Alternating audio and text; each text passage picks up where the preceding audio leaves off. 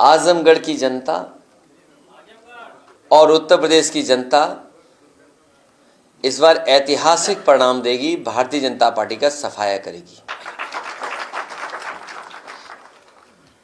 चुनाव से ऐन पहले जो कमिश्नर हैं उन्होंने इस्तीफा दे दिया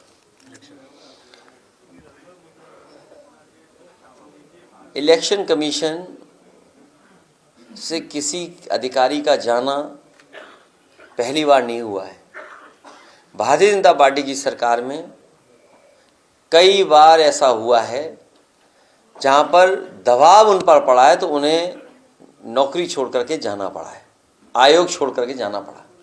ये पहली बार अधिकारी नहीं गए, इससे पहले भी अधिकारी गए छोड़ करके। तो सीधा सीधा सवाल खड़ा होता है कि आखिरकार जो कॉन्स्टिट्यूशनल बॉडी है, जो इंडिपेंडेंट बॉडी है, उस पर दबाव किसका है, और वो भी चुनाव से पहले। जी, पश्चिमी बंगाल में ममता बनर्जी जी अलग चुनाव लड़ने का सभी सीटों पर टिकट उन्होंने डिक्लेयर कर दिया है।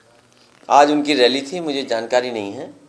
मैं क्योंकि कार्यक्रम में था, लोगों से मिल रहा था, मुझे जानकारी नहीं है। सर, जयराम रमेश ने भी टीएमसी पे हमला बोला। उन्होंने कहा कि इंडिया ब्लॉक चाहता है कि बंगाल में भी वो साथ लड़े, लेकिन एक तरफा सीटें साझा करना ये ठीक नहीं है।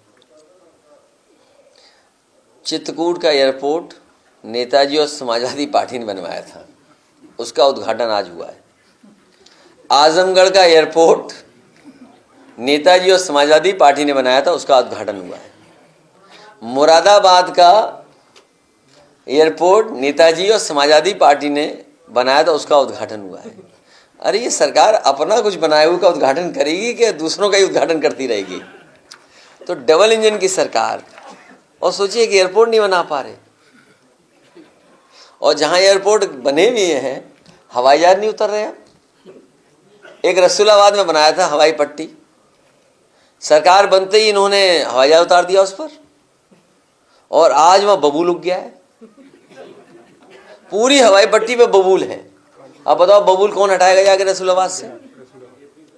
तो ये केवल दिखावा है। चुनाव आ गया है इसलिए दिखाना है कि काम कुछ हमने किया है, वो भी दूसरों का काम का अपना काम बता रहे हैं। बताइए आप। आज शिक्षक सभा की बैठक थी, इनका मूल मांग क्या है जो समाजवादी पार्टी अगले लोकसभा चुनाव में मुद्दा बनाएगी?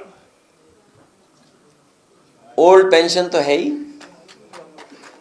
और वित्त विहीन वालों की हमने मदद की थी, वो भी मुद्दा है, और शिक्षा का स्तर बेहतर हो, और शिक्षा मित्रों को जो समायोजन या जो व्यवस्था समाजवादी पार्टी कर रही थी वही रास्ता है शिक्षा मित्रों का, जिससे कि उसी तरह का शिक्षक की तरह वो काम कर पाएंगे। लेकिन शिक्षा मित्रों के साथ भी भारतीय जनता पार्टी ने धोखा किया। अगर शिक्षा मित्रों की कोई मदद कर सकता है तो वो है केवल समाजवादी पार्टी। वित्त विहीन को आपने मान ले लिया,